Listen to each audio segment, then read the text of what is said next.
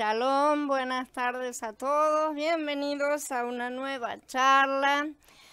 Shalom, Aníbal, Carla, Blanca, sean bienvenidos. Vamos a empezar a hablar acerca de las ofrendas expiatorias. Aun cuando no vamos a comenzar a tratar de lleno con la ofrenda por las transgresiones, que es el Corban Hashem, necesitamos saber que el capítulo 4, que menciona el Corban Hatat, y el capítulo 5 con el Corban Hashem, están ligados el uno al otro, ya que juntos definen un nuevo aspecto del sacrificio completo de Mashiach, ¿no es cierto? Los dos son llamados en conjunto sacrificios expiatorios. Así que ahora vemos otra clase de sacrificios, porque los dos están diseñados para expiar los pecados.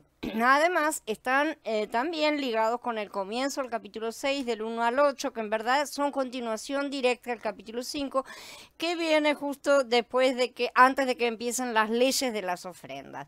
Vamos a estudiar la sutil diferencia entre estas dos ofrendas, porque trae bastantes dolores de cabeza a muchos, ¿sí? Desde la perspectiva de las escrituras, las vamos a tratar de ver más allá de las interpretaciones humanas. La palabra traducida mayormente como pecado, digo mayormente porque hay otras, es hatat, ¿sí? Que deriva de la raíz hatá, que significa literalmente errar en el blanco. ¿Sí? El pecado es un error, es desviarse de la línea de Yahweh, cosa que ya hemos estado estudiando. Y la palabra hebrea para culpa, o lo que se traduce a veces como transgresión, o sea, estamos hablando de las traducciones que a nosotros nos llegan, ¿no? Esa palabra es asham, que significa culpa, normalmente derivada de la raíz asham, que se escribe prácticamente igual. En hebreo la palabra abom se traduce también como pecado, ¿sí? Aunque mejor sería traducirlo como iniquidad. Necesitamos tratar nosotros de empezar a diferenciar una palabra de otra, porque aunque a veces puedan ser sinónimos, muchas veces no lo son y están siendo utilizadas de una forma u otra. No es lo mismo decir pecado como error, ¿sí? Que abón como iniquidad, ¿no es cierto? Son dos conceptos que son diferentes. Una cosa es cuando uno erra al blanco, se sale de la línea, está haciendo una cosa equivocada ciertamente, y otra cosa es cuando a eso se lo llama iniquidad, que ya implica una transgresión un poco más profunda, ¿no es cierto? Una maldad, una cuestión de maldad intrínseca, que va más de acuerdo a nuestra forma de ver al pecado, ¿sí? Esta palabra abón viene de la raíz aba, que significa literalmente retorcer o torcer algo, ¿sí? En torsión, figuradamente, entonces cometer iniquidad, o sea, hacer lo malo, que es una cosa torcida de lo que está correcto, ¿sí? Y así se lo implica, a veces se lo traduce como pecar también. O sea, cuando pecamos, erramos al blanco, ¿sí? Eso produce culpa y nos hace culpables al mismo tiempo. Produce culpa a veces en el creyente, sobre todo. En algunos no produce nada, ¿no es cierto? Pero produce culpa y al mismo tiempo nos hace culpables. Desde nuestro punto de vista, nosotros sentimos culpa, sí tenemos el ruaj dentro. O desde el punto de vista del Padre, nosotros nos convertimos en culpables, ¿sí? Los pecados pueden ser intencionales o no. A pesar de que ambos producen el estado caído de pecado, o sea, estamos en ese estado caído de cualquier manera y nos hace culpables, ¿sí? Esto es en diferente medida. Los sacrificios de Baikra proporcionan cobertura para estos pecados. Esa cobertura es el equivalente a lo que conocemos como expiación. Vamos a estar viendo un poco acerca de las palabras que son utilizadas, porque es importante que veamos esto, porque nosotros a veces leemos directamente desde nuestras traducciones y si se hacen una comparación entre diferentes versiones, van a ver que utilizan palabras diferentes y a veces esto se queda bastante confuso. Pero si vamos a los originales, bueno, en el original se usó esta expresión, así que hay que usar esta expresión en todas las veces que se repita, ¿no es cierto? No se puede estar cambiando de palabra porque queremos, simplemente para no ser repetitivos. Vamos a ver que Yahweh nunca disponibiliza en su sistema de sacrificios una salida para el pecado intencional y del cual la persona no se arrepiente, ¿sí?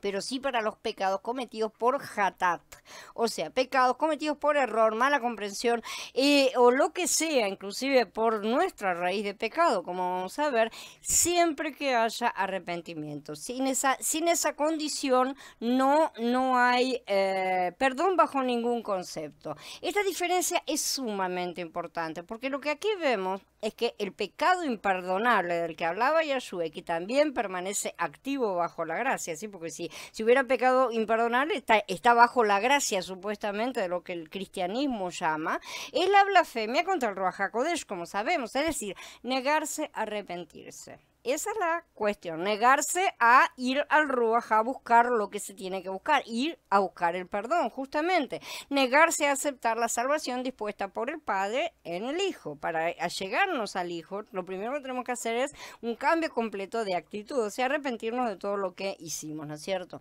Es necesario entre todos el arrepentimiento de haber cometido una falta para poder recibir la cobertura. Ciertamente no puede perdonarse al que no se arrepiente, ¿sí? Porque ni siquiera se acercará con la ofrenda correcta, o sea, esa persona continúa bajo su propia postura. Y esa es la cuestión que nos explica el Padre a través de estas ofrendas expiatorias que vamos a estar estudiando a seguir, ¿no es cierto? Por eso las Escrituras aseguran muchas veces que los hombres oran mucho, ayunan, hacen sacrificios y ofrendas y Yahweh no los recibe. Yahweh se la pasa diciendo esto, hicieron aquello, no los escuché, no los voy a escuchar. ¿Por qué? ¿No es cierto? Porque están haciendo rituales de propiciación. Cuando Él quiere que se arrepientan de sus pecados en primer lugar. Han sembrado mucho y han recogido poco, comen sin quedar satisfechos, beben sin saciarse, se visten, pero ninguno se calienta. Y el que gana algo, lo gana para bolsillo roto, dice Haggai en el capítulo 1. Sejariá en el 7 dice, dile a todo el pueblo del país y a los sacerdotes, cuando ustedes ayunaban y lamentaban en el 5º y en el 7º mes, todos estos 70 años, ayunaban para mi beneficio.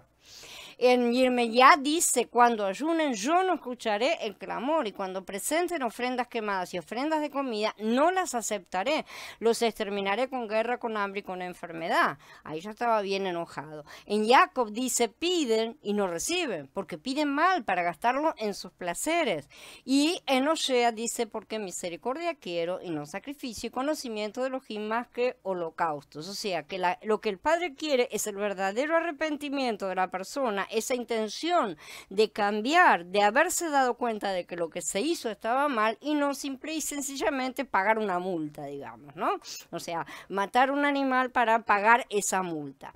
Esta es la eterna rebeldía del ser humano, sí que asegura saber cómo servir a Elohim a su propia manera y es siempre rechazado en su soberbia. Lamentablemente es una soberbia lo que está. Puede ser una soberbia ignorante, sí, puede ser una soberbia ignorante, pero Yahweh la sigue llamando soberbia, no llama dentro de la ignorancia, como vamos a ver, se está completamente tan pecador como el otro. Hay diferentes niveles de apreciación, sí, vamos a ver que hay diferentes niveles en los cuales se trata al pecado, ¿no es cierto? Pero de cualquier manera no se deja de llamar pecado a lo que se ha hecho por ignorancia, se sigue llamando pecado también. Entonces, aunque hatat no significa literalmente ofrenda por el pecado, que es la expresión korban hatat, que la vamos a encontrar, muchas veces se nombra a la ofrenda misma simplemente llamándola hatat, por implicación, ¿no es cierto? Es decir, hatat puede indicar tanto el pecado como la ofrenda de pecado, porque Yahweh no los diferencia realmente. Yahweh no ve diferencia entre la ofrenda de pecado y el pecado que ha cometido la persona. Quiero que se entienda esto porque este es un concepto espiritual. Nosotros creemos que la ofrenda es un animal sacrificado, ¿no es cierto? Pero desde que le son impuestas las manos, ese animal se convierte en ese pecado que le ha sido transferido. En el plano espiritual, el animal ya no es un animal, ya no es una ofrenda de pecado, es el pecado. Acá está el pecado que cometiste. Vamos a materializarlo bien delante nuestro para que se entienda que no es un concepto abstracto como podemos llegar a tenerlos nosotros en nuestras mentes, sino que en el plano espiritual es una cosa real. Ese animal ahora ya se ha convertido en pecado. Esto es exactamente lo que sucedió con Yeshua cuando fue hecho pecado. A los ojos del Padre ya no era su hijo, era pecado. ¿sí? Que se entienda esto porque es importante para que comprendamos un montón de puntos que si no los vamos a pasar por encima livianamente como hemos hecho antes. Este pecado o error por desviación, ¿sí? O sea, salirse del blanco, salirse de la línea del Padre, es algo que le he mostrado a la persona y de la cual ella se arrepiente o debería. En todo el sistema de Yahweh, tanto si lo llaman de la ley como si lo llaman de la gracia, no existe perdón para quien no lo pide. Si no nos arrepentimos, no hay perdón, ni bajo la ley, ni bajo la gracia, porque las dos son la misma cosa. Este es el punto más fuerte que muchos contornean, ¿sí? Ayer y hoy, porque la gracia de Yahshua, como la llaman, ¿no es cierto? Que es la gracia del mismo Padre del Tanaj, y la llaman gracia como diciendo, ay, es para hacer lo que queremos, ¿no es cierto? En el que no es de esa forma, sigue sin perdonar a los rebeldes. Los rebeldes no son perdonados ni siquiera bajo la gracia. Hay condiciones para recibir la salvación de Yahshua. Hay condiciones para recibir ese perdón y esa reconexión con el Padre. Por supuesto que las hay, porque si no, no podríamos decir que no tenemos que pecar más, tenemos que esto, lo otro, ¿no es cierto? Seguiríamos pecando, estaría todo bien. Y no es así. Muchos han entendido literalmente esto que estoy diciendo y se han levantado realmente herejías en este sentido. Es necesario arrepentirse para pedir el perdón. Y si hay arrepentimiento, ciertamente la persona se humillará para presentar el ritual correcto, ¿sí? El sacrificio de su carne siendo entregada y va a dejar de cometer lo que sea que llevó a esa situación. El caso que fuera, el pecado que haya sido. Entonces la persona no va a ir a llevar solamente un animalito. Evidentemente para nosotros la cosa es otra. La cosa es un arrepentimiento sincero e interno, ¿sí? Y dejar de hacer lo que se estaba haciendo, porque si hay un simulacro de arrepentimiento, pero sigo haciendo lo que estaba haciendo, evidentemente algo no está funcionando. Y el Padre no va a aceptar ese falso sacrificio. Tanto ayer, que cuando llevaban la manca y la coja y todo lo que Yahweh estuvo reclamando, ¿no es cierto? Como hoy, que se hacen las cosas espiritualmente hablando y por lo tanto se pueden ocultar más todavía a los ojos de la gente, Yahweh dice, yo no acepto eso. Tenemos también la palabra Asham, ¿no es cierto?, que mencionamos, que significa culpa, que también es derivada de la misma raíz Asham. El problema es que en los capítulos 4 al 6 vamos a encontrar, según las traducciones, que esas palabras se cruzan y se mezclan. A veces dicen culpa, a veces dicen pecado y traducen estas palabras de manera cruzada y esto vuelve todo muy confuso, ¿sí? Las dos son traducidas como pecado a veces o como culpa alternadamente, no tiene ningún sentido. No están respetando los originales. Si una palabra es una, usemos la misma traducción en todas las veces que aparece. Yo no voy a entrar en discusiones lingüísticas, pero a lo largo de nuestros estudios vamos a hacer nuestra propia traducción respetando los originales. En el original dice hatat, vamos a leer hatat y no vamos a leer hoy culpa y mañana pecado, ¿sí? Vamos a leer hatat y vamos a establecer las palabras clave como traducción para que no confundirnos en ese sentido, ¿sí? Sobre todo en los casos que nos ocupan, que es lo que más nos interesa. Es muy importante para que podamos ver la interrelación que existe entre estas dos ofrendas de expiación, cosa que vamos a estudiar en breve. Entonces, ante la situación de una persona haber errado el blanco, o sea, haber pecado, ¿sí? Debía volver a alinearse, evidentemente. Una vez que había errado tenía que acertarle, por así decir, ¿no es cierto? Acertar al blanco volviendo al camino del Padre porque se había desviado a la derecha o a la izquierda. En hebreo existen varias palabras para arrepentimiento, ¿no es cierto? Que es la que más utilizada es Nahan, que significa respirar fuertemente y implica un lamentarse que figura el arrepentimiento. Es una persona que se está lamentando, una persona que está removiendo esa cosa y se está lamentando de algo verdaderamente y figura el arrepentimiento. Esta palabra describe la posición de la persona en el sentido de su situación, cómo está posicionada esa persona. Sin embargo, en hebreo tenemos otra expresión, que es teshuvah, ¿no es cierto? Que la conocemos todos, derivada de la raíz primaria shuv, ¿sí? Aunque como tal no aparece en todas las escrituras. La palabra teshuvá en esa forma, bajo esa forma, no aparece, ¿sí? Muchas veces vamos a encontrarnos que aparecen los verbos, ¿no es cierto? O sea, las palabras raíz en hebreo no existen verbos, son palabras raíz de las cuales surgen otras expresiones, pero la palabra abstracta, cuando digo yo me salvo, salvas, me salvemos, lo que sea, pero no existe salvación, por ejemplo, ¿no es cierto? Específicamente la palabra abstracta no siempre aparece en las escrituras, lo cual no quiere decir que no exista o que el concepto sea inventado, nada por el estilo. Teshuvá existe como concepto, ciertamente. Entonces, shuv significa volver, regresar, por lo que teshuvá no implica exactamente arrepentimiento, ¿sí? No quiere decir que estoy llorando por lo que hice equivocado, sino que significa regresar. Esto tiene mucho más que ver con que estamos arreglando un hatat, o sea que estamos arreglando un error y nos estamos enderezando nuevamente, ¿no es cierto? Estamos volviendo, y el volver es al Padre, evidentemente. Es la situación de una persona que debe dar un giro de 180 grados, que es en nuestro caso, porque nos fuimos completamente al otro lado, y regresar a su fuente, que es para todos nosotros Elohim. El proceso de Teshuvá entonces involucra los siguientes pasos. El primer paso, arrepentimiento, y darse cuenta de la medida del daño que se ha hecho y lamentarlo sinceramente, darse cuenta de verdad, lamentarlo sinceramente. Cuando digo de verdad y sinceramente, digo que es una cosa que tal vez nosotros nos engañemos los unos a los otros, pero el Padre no lo engaña a nadie. ¿Sí? Él conoce los corazones, entonces es él el que aprueba al final de cuentas ese arrepentimiento, es él el que dice sí, este arrepentimiento sincero entonces es perdonado, no somos nosotros. En segundo lugar es la cesación, o sea, parar inmediatamente la acción perjudicial que se estaba haciendo.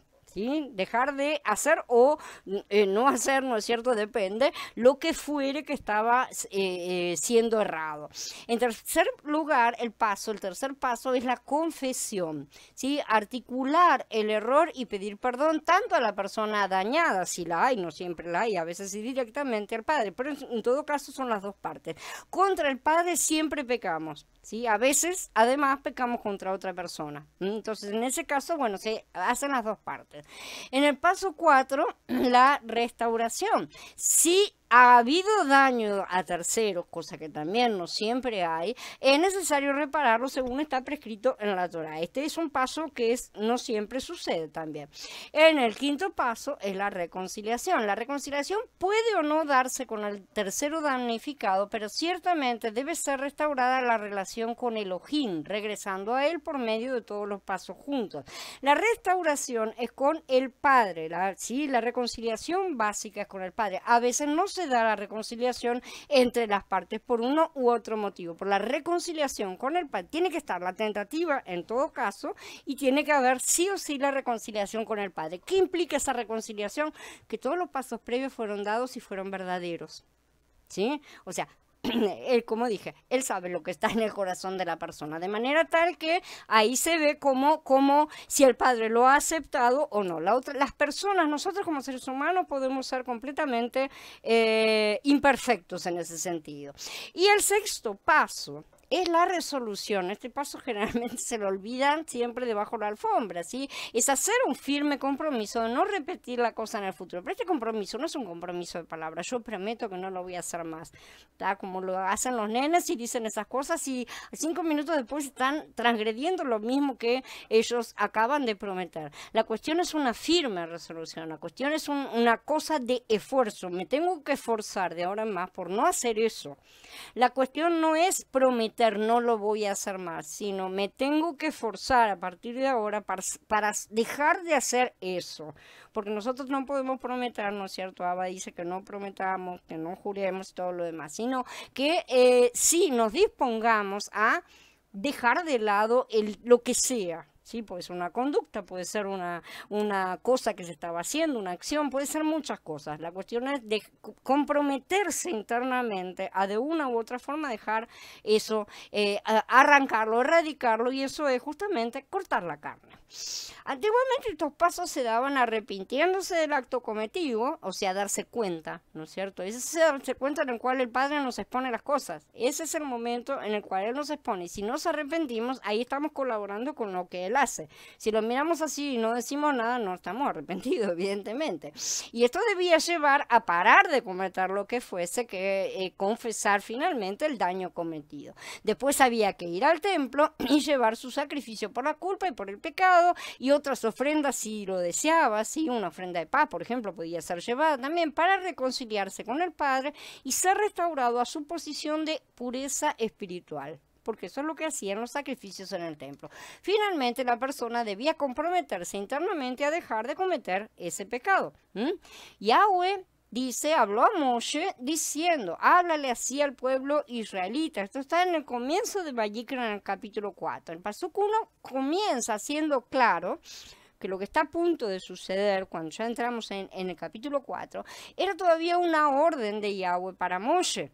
No es una proclamación que se está haciendo delante del pueblo. Nosotros vemos que en Vayikra tiene muchos tiempos, en realidad no es Vayikra, es toda la Torá, ¿no es cierto? Los 5 libros tienen y se repiten, ¿no es cierto? Uno dice que es repetitivo, no es repetitivo. Son diferentes tiempos en los cuales se narran las cosas y también hay diferencias, como ya las hemos notado, que son importantes en cada uno de los relatos, ¿no es cierto? Acá lo que se está hablando es una cosa que Yahweh estaba diciéndole a Moshe, pero todavía no había llegado al pueblo, ¿sí? Va a llegar en su momento. Entonces, esta no era una proclamación por parte de la persona en autoridad, de Moshe al pueblo, sino que era el propio Elohim hablando con su autoridad delegada, que era Moshe. Y el Pasuk 2 nos dice que el Hatat tiene que ver con la purificación del creyente de los pecados sin intención. Cuando alguien incurre en culpa inadvertidamente con relación a cualquiera de los mandamientos de Yahweh, en cuanto a las cosas que no deben hacer, si hace una de ellas, y así continúa, ¿no es cierto? Ahora bien, acabamos de mencionar los principios y patrones que estaban siendo establecidos en los primeros 3 sacrificios de Vayikra, ¿sí? Que son los que ya estudiamos, y cómo estos continúan vivos en el resto de las escrituras, ¿sí? Hasta el ministerio y el propósito de Mashiach, cómo los vemos repetirse de muchas formas. El Hatat, que es el 4 sacrificio, trae a la luz otro aspecto de la naturaleza del pecado en el hombre, que es su efecto en él y el ataque a la santidad de Elohim que este pecado provoca. El problema principal con el pecado es que puede destruir, como ya lo dijimos, la relación entre el hombre y Elohim, porque nos saca de la línea, nos desalinea con el Padre y nos deja sin shalom. Por lo tanto, si nosotros nos salimos, dejamos de tener la shalom, dejamos de tener las bendiciones, porque las bendiciones son justamente estar en una relación viva con el Padre. Esa es la bendición. Y eso está hasta... me perdí, perdón. Estuve mal. Me perdí. Presenta otro aspecto de la naturaleza y nos deja sin shalom, perdón. Entonces, el pecado lo que hace es que presenta un peligro mucho mayor con relación al pacto que Elohim creó para que el hombre pudiera vivir en paz, en shalom con él, ¿no es cierto? La shalom a la cual nos referimos aquí no es esa paz superficial que conocemos nosotros, a la cual le llamamos estar tranquilos, relajarnos un poco o cosas así, como cuando el bebé deja de llorar y se duerme y decimos finalmente tengo paz. Esa sensación no es la shalom a la cual uno se refiere en las escrituras. Mashiach dijo que era otra cosa diferente. La paz les dejo, mi paz les doy, yo no se la doy como el mundo la da. No se turbe su corazón, ni tenga miedo. La shalom que Mashiach nos da no es una sensación o un sentimiento de relajación, sino una posición alineada con el Padre. Esa es shalom, no es una cosa que uno sienta como, ay, estoy en paz, que esto, que lo otro. No pasa por ese lado, porque es una cosa que se entiende, se percibe en el Ruach. Estamos perfectamente ordenados con él, por el trabajo de Mashiach, no por nosotros. No estamos ni desviados a derecha ni a izquierda. Entonces tenemos esa posición de perfección porque estamos revestidos de su justicia, ¿sí? Y esa trae la shalom de Yahweh, la certeza de estar en la postura correcta. No tenemos enemistad con el Padre en ese momento. Esto no es una cuestión de relajación en fe, sino de posicionamiento en emuná, que es una certeza. Es mucho más que lo que es el concepto de fe. occidental que muchos tienen. El pecado trae consigo consecuencias que muchas veces son involuntarias, son imprevistas y a veces no tienen ninguna solución, como en el caso de un accidente, por ejemplo, ¿sí? Pero la peor de las consecuencias para el hombre es que el pecado precipita la ira, lo que llamamos ira de Elohim. Muchos creyentes dicen algo como yo no creo en la furia de Elohim, o bien yo no quiero escuchar sobre la furia de Elohim, que esa es la verdadera real situación de esa gente. En verdad, acerca de este punto tenemos que recolocar también las cosas en su lugar, como acabamos de hacer con el concepto de Shalom. Hemos visto que esa paz deviene de estar de acuerdo, o sea, estar alineados con Yahweh. De estar de acuerdo con Él quiere decir que pensamos las mismas cosas, que estamos completamente en la misma línea. Es decir, seguir sus preceptos en principio. Seguir sus preceptos tienen que estar metidos dentro nuestro, porque por eso Él los quiere grabar en nuestro corazón. Eso nos trae Shalom, que también es llamado en las Escrituras de bendición. Y solo podemos recibir las bendiciones del Padre cuando nos colocamos en el lugar por Él determinado para las bendiciones. Como dicen Devarim, todas estas bendiciones vendrán sobre ti y se realizarán si le haces caso a la palabra de Yahweh tu Elohim. Es tan simple como eso. ¿Qué quiere decir? ¿Que yo tengo que cumplir con todo lo...? No. No, porque Él dice misericordia quiero y no sacrificios. De manera tal que lo que yo tengo que hacer es mucho más que cumplir las cosas externas, sino cumplirlo internamente y permitir que Él grabe en nosotros esa ley. Obtener las bendiciones, como podemos ver, no se trata de forzarse entonces en ser bueno, portarse bien, ni siquiera en guardar mandamientos sin tener el corazón dispuesto, porque entonces no hay una concordancia, ¿sí? Solo se hace algo por obligación, por mandato. Se trata simplemente de estar alineados con Él en naturaleza, ¿sí? En no desear lo que Él no desea, desear únicamente lo que Él desea y aborrecer lo que Él aborrece. Ya lo contrario, es decir, salirnos de ese alineamiento con Él implica obviamente la maldición. Pero si no obedeces a Yahweh tu Elohim para observar fielmente todos sus mandamientos y leyes que yo te ordeno hoy, todas estas maldiciones vendrán sobre ti y se realizarán, y ahí empieza la larga lista. A esto nosotros lo llamamos castigo, pero el Padre lo llama consecuencia, realmente. Si meto la mano en el fuego, me quemaré. Si meto la mano en el agua, me mojaré. ¿Sí? No hay castigo alguno en estos dos hechos. ¿Sí? No le puedo acusar al agua o al fuego. Hay simples consecuencias directas a determinadas acciones. Pero si me quemo, probablemente sentiré mucho dolor, ¿no es cierto? Y entonces estableceré una relación negativa entre la causa y el efecto. Voy a aprender, vamos a decirlo así. Pero como nuestra carne nunca se acusa a sí misma, diremos que Yahweh se enoja, tiene furia, ira, etc. No decimos que el fuego se enoja, ¿no es cierto? No decimos que el fuego nos quemó porque estaba enojado. Sin embargo, el Padre lo decimos. Y trasladamos a Él nuestros sentimientos y comportamientos humanos defectuosos. O sea, le imputamos a Él la ira humana, a la forma humana. La ira de Yahweh no tiene nada que ver con un enojo o rabia humano, sino con el hecho de que la perfección destruye toda imperfección. Ese es el punto. Si hubiera imperfección, la perfección desaparecería. Por eso Yahweh es fuego consumidor. De todo pecado e imperfección, no, o sea, de las cosas que no están alineadas con Él, ¿sí? Las cosas que reflejan su perfección.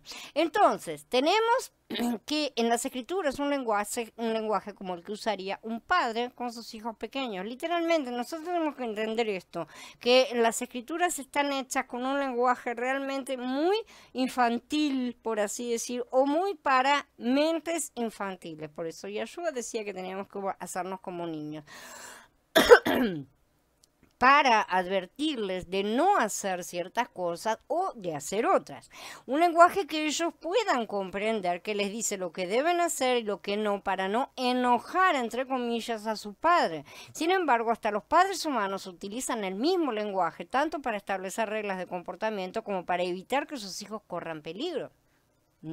Así el padre puede asegurar que un determinado comportamiento negativo lo va a enojar, ¿no es cierto? Pero también que si llega a tocar un enchufe, él se va a enojar con el bebé, ¿no es cierto? Usa este lenguaje porque el niño no tiene la capacidad de comprender la diferencia. ¿A quién le decimos? A un bebé chiquito le decimos no se toca porque papá se enoja y entonces le pegas en la mano y el nene entiende que eso está relacionado, ¿no es cierto? La ira de papá o el enojo de papá, el chirlo que recibo, como con un castigo, como con una consecuencia. Por supuesto, cuando crezca va a entender que es una consecuencia de meter los dedos en el enchufe y tocar la electricidad, no que papá se enoja. Pero no establecemos este razonamiento en cuanto a las cosas del padre, ¿sí? Entonces, nuestro padre sabe que a nuestra carne todo lo que trate de su eliminación y sometimiento al madero la coloca en oposición directa a él. En este sentido, y porque la humanidad continúa siendo infantil, por más que insista en jugar al adulto y porque insiste que destruye todo lo que toca, también ha sido prácticamente imposible para el hombre ver que no se trata de que tenemos un Dios malo en el Tanaj y un Dios bueno en el Berihadashá, que ha sido una de las conclusiones erróneas que han seguido. Han conseguido ver la diferencia entre los conceptos que se manejan en estos dos arquetipos, por así decir, ¿no es cierto? Porque se los hace de una forma simbólica, ¿sí? Pero por no conocer a su creador, justamente, han determinado que se trata de dos personas diferentes, ¿sí? Así los han separado completamente, cuando lo que estamos viendo es el mayor problema humano, es nuestro mayor problema, en su incapacidad realmente el ser humano no consigue equilibrar justicia con misericordia. O todo es seamos muy amorosos y entonces se perdona todo o se deja todo de lado y se pisotea la justicia, o aplicamos la justicia y no hay misericordia, no hay amor y no hay nada. Nosotros somos desequilibrados por naturaleza y nos vamos de un extremo del péndulo al otro. Y el Padre siempre y en todo equilibra las dos cosas. Por eso es ese eje central, ¿no es cierto? El eje de la menorá justamente. Yahweh puso al hombre estos dos aspectos primordiales de su persona, ¿sí? Para que el hombre comprendiera que él, siendo perfecto, no puede aplicar la misericordia de su perdón simplemente transgrediendo su justicia como por decreto divino, por capricho personal, ¿sí? Como hacen los políticos. No que no tenga el poder y la soberanía, por supuesto que lo tiene, ¿sí? Sino que él mismo es la justicia. ¿Y qué hace la justicia? ¿Injusticia? Decretos presidenciales, ¿no es cierto? Liberación de, hoy este es el año en que liberamos a todos, así no. Él determina, sí, que hay un año de liberación, pero no es cualquier día ese año de liberación, es un jubileo, ¿no es cierto? Entonces él ha determinado pautas que él mismo respeta porque son parte de su naturaleza. Su justicia y su misericordia tienen que ser satisfechas las dos partes. Faltar a ella arbitrariamente, aun cuando su amor desee dar el perdón, porque él desea realmente, simplemente lo destruiría, porque él no puede pasar por encima de su justicia sin autodestruirse. En el momento en que él ejerciera su poder arbitrariamente por capricho, solo porque lo tiene, porque realmente lo tiene, se destruiría a sí mismo. Y él no es siquiera capaz de hacer eso, porque está más allá de su ser mismo, de su esencia, ¿sí? Entonces, qué diferente es el pensamiento del Padre al de nosotros sus hijos, ¿no es cierto? Que nos movemos siempre tan valientes entre nuestros deseos y justificativos, y que para nosotros está todo bien, ¿no? Esta falta de comprensión ha llevado a muchos a no desear creer en un Elohim que castiga, ¿no es cierto? A sus ojos castiga, porque esa es la otra. Cuando en verdad lo que están negando es a asumir las consecuencias de sus propios actos, algo que no le permitiría ni siquiera a sus propios hijos. Si sus hijos se rebelaran de esa forma, ellos serían los primeros en indignarse, y sin embargo lo hacen con su padre. El hombre es desequilibrado, ¿sí? Y por eso no consigue ser al mismo tiempo misericordioso y justo. Y en su pequeñez disminuye al Eterno. Lo pone a su nivel. Como yo no alcanzo las uvas, las bajo para que, digo que son feas, son malas, o que no se pueden comer o lo que sea. Les rebajo las cosas para no sentirme tan impotente, y eso es un problema de la autojusticia. Pero comprender esto al contrario de lo que muchos creen, o sea, que es necesario asustar a la gente, utilizar tácticas de miedo para que obedezcan, porque si no todos se van a hacer rebeldes, ¿sí? O para que se porten bien. Cuando el hombre descubre que su padre es tan amoroso que no será jamás injusto, lo que lo vuelve absolutamente confiable, porque eso lo hace confiable, que no sea injusto solo para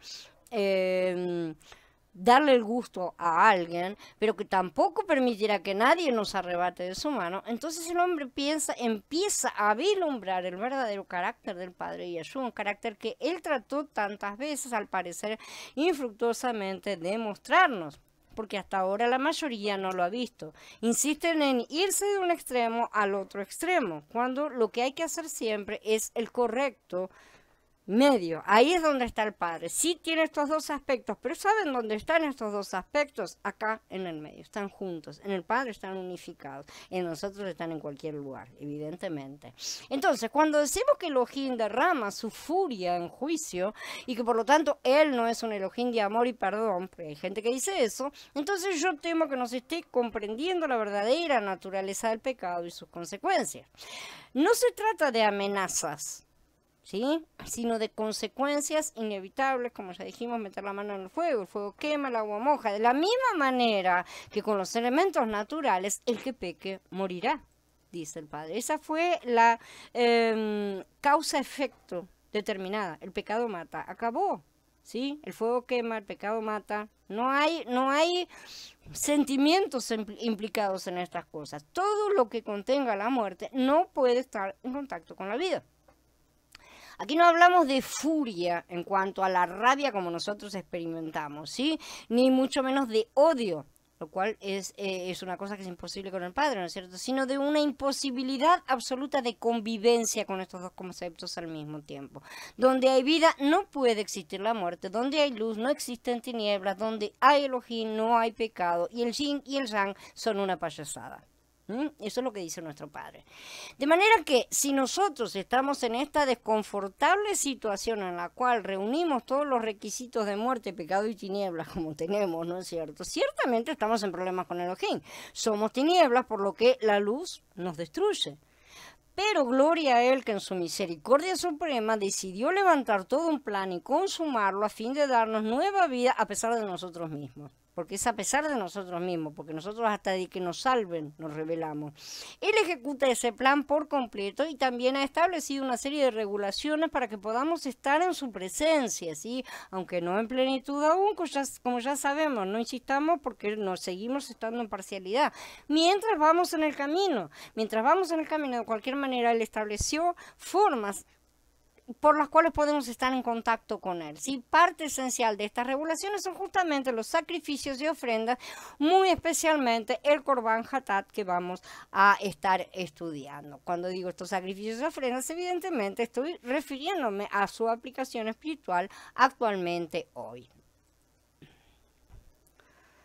Shalom, Gaby, Yamile, Vivi, Adriana, Mili, Katy, César, Elvis, bienvenido. Shalom a todos, hermanos. Expiación y cobertura.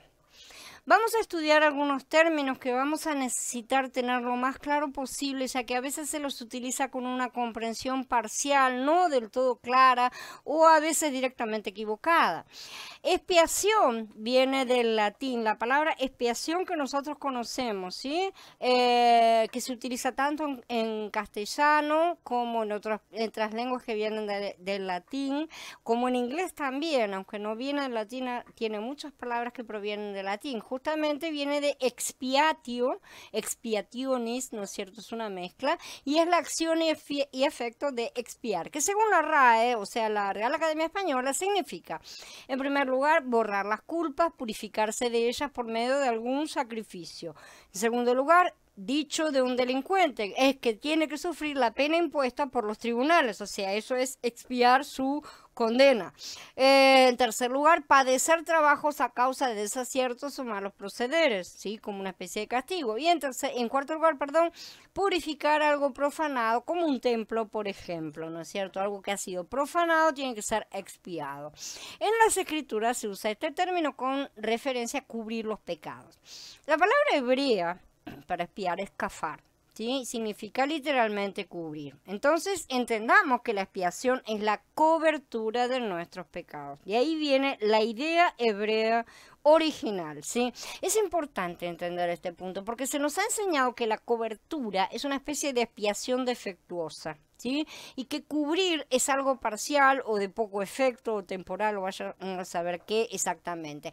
Es cierto que en el Tanaj esta cobertura era limitada, ¿sí? Por lo que debía repetirse todos los años, en Yom Kippur sin ir más lejos, o cada vez que alguien pecaba tenía que hacerlo personalmente, porque cada año se hace memoria del pecado con estos sacrificios, porque la sangre de los toros y de los cabros no puede quitar el pecado, dice Ivrin en el capítulo 10, ¿no es cierto? Tenemos varias palabras. Esta palabra kafar, que es cubrir, ¿no es cierto? Dice figurativamente es expiar o condonar, aplacar o cancelar. La vamos a encontrar en muchas traducciones, lo cual muchas veces genera todas estas confusiones, porque la idea primaria que subyace detrás de esta palabra, de la cual nosotros, si nos dicen kafar, no nos dice nada absolutamente, porque no tenemos la etimología de la palabra, vamos a perdernos el aspecto de cobertura, que es lo más importante. De aquí deriva Kippur, Kippurín, que es la cobertura, o sea, por eso el Yom Kippurín, ¿no es cierto?, que es el día de las expiaciones. Kaporet también, que es la cubierta expiatoria, que es llamada el propiciatorio, ¿no es cierto?, muchas veces. Derivan estas palabras que son referidas siempre a una cosa que cubre como con brea, como en el arca, y ya lo sabemos, porque esto ya lo hemos estudiado. Entonces el hombre necesita expiación, es decir, necesita cobertura para sus pecados. El hombre tiene necesidad de que se le cubran o expíen sus pecados debido al pecado que ha heredado, como dice en varios lugares. Cuando pequen contra ti, pues no hay hombre que no peque, y te enojes con ellos y los entregues al enemigo y ellos los lleven como cautivos suyos a una tierra enemiga, lejana o cercana, si ellos vuelven en sí en la tierra a donde los hayan llevado cautivos y se arrepientan y te suplican en la tierra de sus captores diciendo hemos pecado, hemos actuado perversamente, hemos actuado impíamente, si en la tierra de sus enemigos a donde los hayan llevado cautivos ellos se vuelven a ti con todo su corazón y con todo su ser y oran a ti en dirección a la tierra que diste a sus padres, a la ciudad que has elegido y a la casa que te he edificado para tu nombre, entonces escucha en tu morada celestial su oración y su plegaria y ampara su causa y perdona a tu pueblo que ha pecado contra ti por todas las transgresiones que han cometido contra ti. Concédeles misericordia ante sus captores para que tengan misericordia de ellos. Dice Melahim Aleph. Acá vemos un montón de conceptos maravillosos, ¿no es cierto?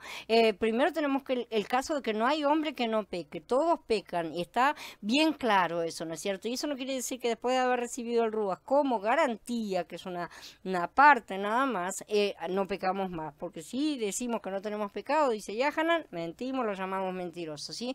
Entonces, está hablando acerca de que cuando lo que está profetizando aquí, que iban a ser llevados realmente ante el enemigo, pero ¿qué está levantando acá? La condición, acá está dando el manual de instrucciones, ¿qué era lo que tenían que hacer cuando llegaran allá? Darse cuenta y arrepentirse, aun cuando estuvieran allá, si se arrepentían de todo corazón, sabía. Sí, iba a ser de tu corazón, Él los iba a perdonar, Él iba a traer favor, concédeles misericordia ante sus captores para que tengan misericordia de ellos. Eso es lo que Abba iba a hacer realmente, iba a tener misericordia cuando ellos oraran estando en exilio. Veamos bien, ¿no es cierto? Esta es una oración, es un párrafo realmente maravilloso que Abba inspiró a Shlomo, ¿no es cierto?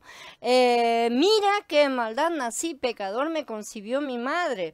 dijo David, ¿no es cierto? Y él reconoció este hecho también, o sea, el hecho de que necesitamos esa cobertura del Padre. Ciertamente no hay hombre justo en la tierra que haga lo bueno y no peque, dice Eclesiastés, porque todos pecaron y están privados de la gloria de Elohim, dice Romaniñín. Pecado del que solo él es responsable, solo la persona es responsable, no Elohim. La roca, sus obras son perfectas, sí, todos sus caminos son justos. Un Elohim fiel, nunca falso, verdadero y recto es él. Hijos indignos de él, aquella generación torcida, perversa, su bajeza les ha jugado sucio, dice Devarim en el capítulo 32. Adán perdió la vida eterna en perfección y transmitió el pecado y la muerte a su prole, ¿no es cierto? De modo que todos sus descendientes llegaron a estar condenados a muerte. Para que la humanidad pudiera recuperar la oportunidad de disfrutar la vida eterna y en armonía con el principio legal que más tarde Yahweh incorporaría en la ley mosaica, ¿no es cierto? Que lo haría parte de la ley, a saber, el de igual por igual, ojo por ojo, ¿no es cierto? Tenía que hacerse expiación con algo que equivaliera exactamente a lo que Adán había perdido. No podía hacer cualquier cosa, ¿sí? Por eso tuvo que venir Mashiach. La idea primaria que transmite la palabra expiación en las escrituras es cubrir o intercambiar, ¿sí? Y lo que se da a cambio por una cosa tiene que ser del mismo valor. Nosotros hacemos ese tipo de transacciones todo el tiempo cuando compramos cosas, se supone, no sé, se supone, pero bueno, ningún ser humano imperfecto podía suministrar tal expiación para restaurar la vida humana perfecta a la humanidad en general ni a nadie en particular. Dice el mismo 49, ninguno de ellos podrá en modo alguno rescatar al hermano, ni dar a Elohim su propio rescate, porque el precio de la vida es muy alto y no se logra jamás. Ya se habían dado cuenta algunos, ¿no es cierto?, de estas cosas. Para hacer expiación por lo que Adán había perdido, que no era ni siquiera solo lo propio, sino que, ¿no es cierto?, su humanidad entera, había que proveerse una ofrenda por el pecado que tuviera el valor exacto de una vida humana perfecta. Yahweh instituyó un modo de hacer expiación en el pueblo de Israel que tipificó una provisión mayor de expiación. Vemos esa proyección en todos los sacrificios. Yahweh, no el hombre, es quien debe recibir el crédito por determinar y revelar los medios de expiación para cubrir el pecado heredado y suministrar liberación de la resultante condena de muerte. Veamos que estamos hablando del pecado, ¿sí? Mientras tanto, Elohim mandó a los israelitas que ofrecieran sacrificios como ofrendas por el pecado para hacer expiación. Cada día prepararás un novillo como ofrenda por el pecado para expiación, limpiarás el altar realizando una purificación sobre él y lo ungirás para consagrarlo. Dice Shemot en el capítulo 29. Y en Vayikra 4, hará con este toro tal como se hace con el toro de la ofrenda por el pecado. Hará lo mismo con este. Así el sacerdote hará expiación por ellos y serán perdonados. Esto está en la ofrenda de Hatá, que lo vamos a estudiar próximamente en detalle. De gran importancia era el día de la expiación anual, ¿no es cierto? El Yom Kippur, cuando el sumo sacerdote ofrecía sacrificios de animal a favor de sí mismo, de los demás levitas, de las tribus no sacerdotales, o sea, el resto, ¿no es cierto?, de Israel. Los sacrificios de animales tenían que ser inmaculados, lo que indicaba que su antitipo, o sea, Mashiach, tenía que ser perfecto, sería perfecto. Esa es la condición. Además, el que se diera la vida de la víctima y se derramara su sangre muestra el valor que tenía la expiación, porque la vida de la carne está en la sangre y yo se la he asignado a ustedes para hacer expiación por sus vidas sobre el altar. Es la sangre como vida la que realiza la expiación, o sea, es la sangre como vida. Si entendamos ese punto, porque es la vida en realidad. La sangre es solamente una representación material para nosotros. Sin embargo, los sacrificios de animales no podían expiar por completo el pecado humano, porque la creación animal es inferior al hombre a quien se le dio el dominio sobre ella. Como dice Ibrim, porque siendo que la Torah tiene solo una sombra de los bienes venideros, sino la imagen misma de estas realidades, nunca puede, por medio de los mismos sacrificios que se ofrecen continuamente de año en año, perfeccionar a los que se acercan. O sea, no tiene la capacidad de perfeccionar.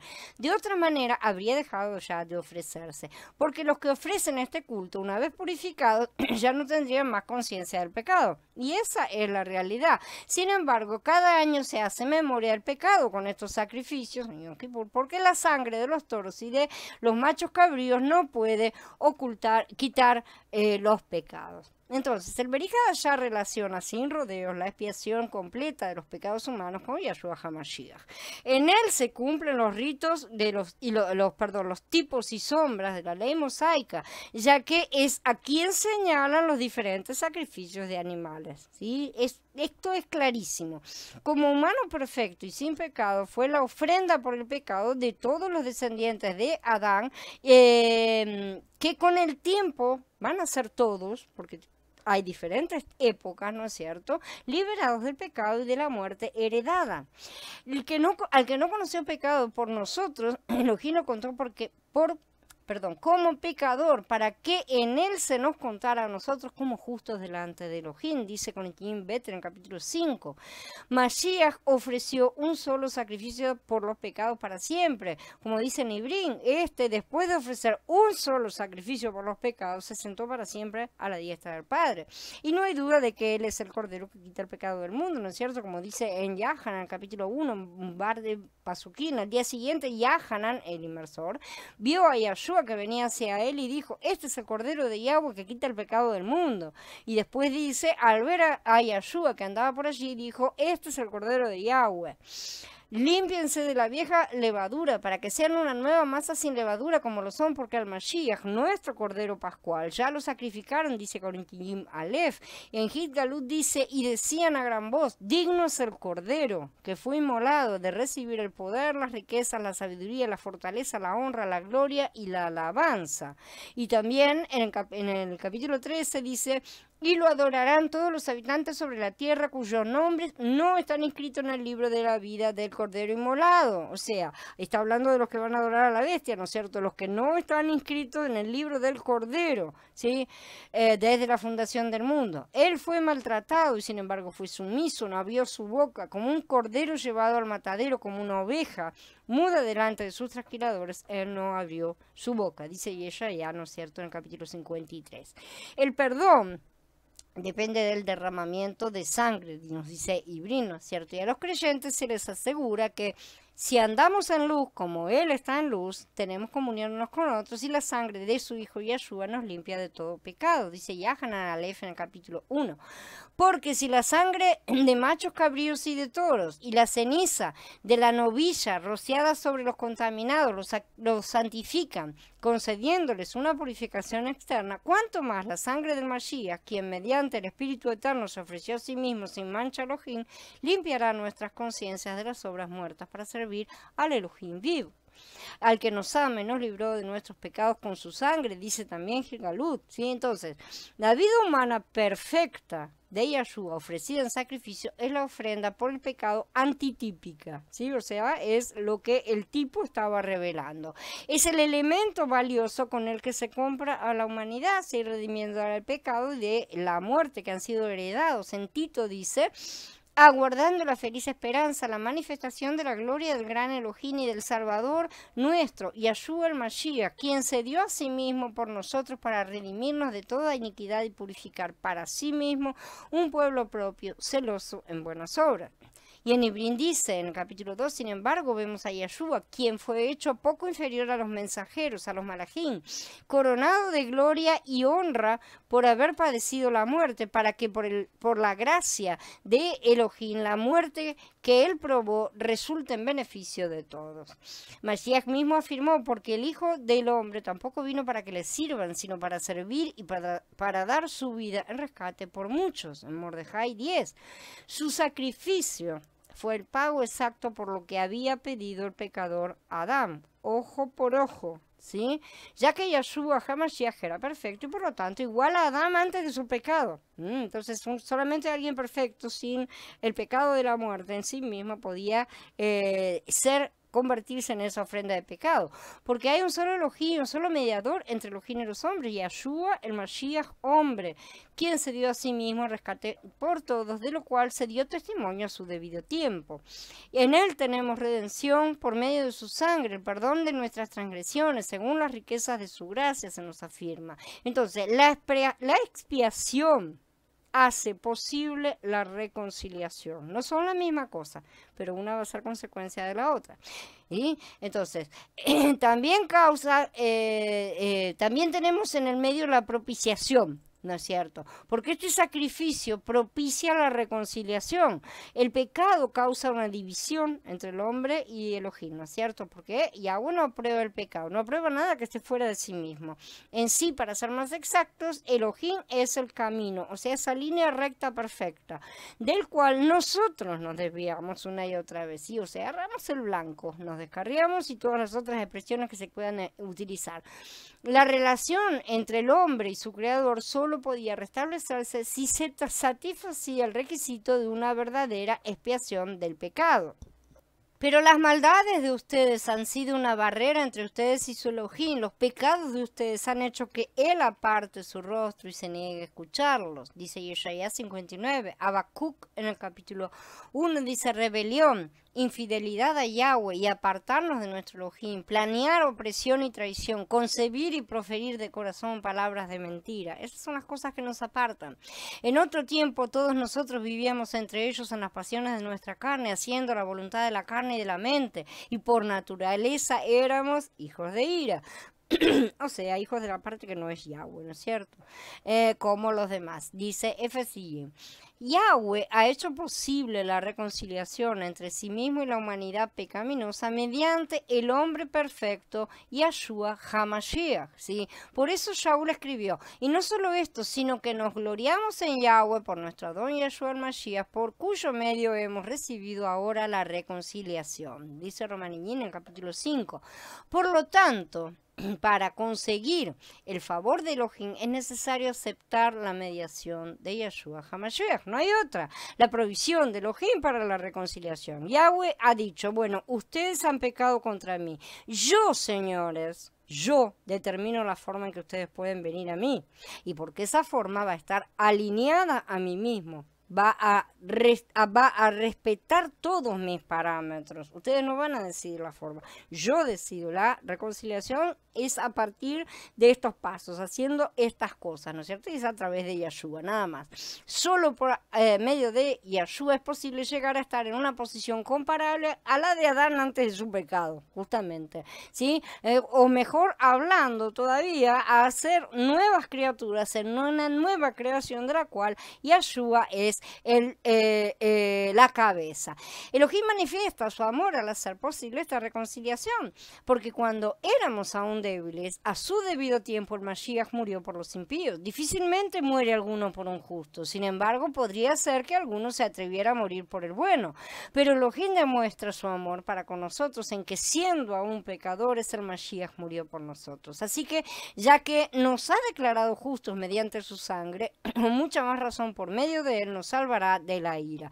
Pues si cuando éramos enemigos la muerte de su hijo nos reconcilió con Elohim, con mucha más razón ya reconciliados nos salvará su vida. Y no solo eso, sino que estamos orgullosos de Yahweh gracias a nuestro Adón Yahshua el Mashiach, por cuyo medio hemos recibido ahora la reconciliación.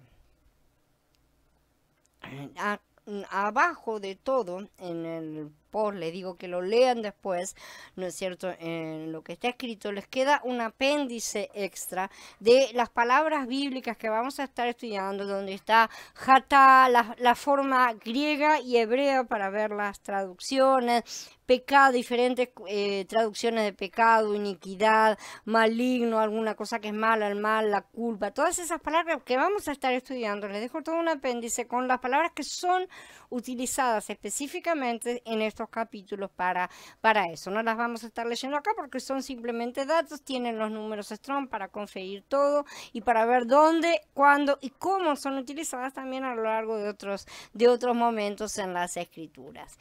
Bueno, hermanos, habiendo terminado entonces, damos por encerrada la charla y nos reunimos en un ratito para hablar acerca de estas cosas. Shalom a todos, hermanos.